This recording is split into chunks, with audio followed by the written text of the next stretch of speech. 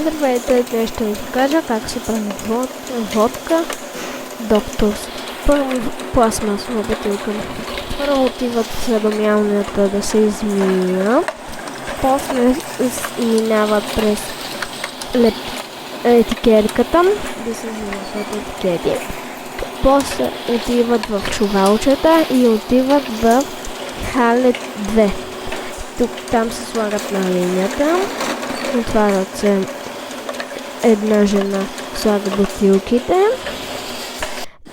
другата, като се напълнат през машината, ги затваря. Затварачката затваря капачките, трета жена слага бандеролите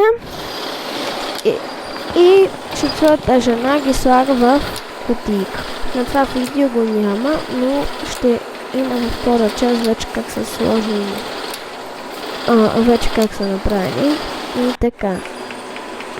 Чао!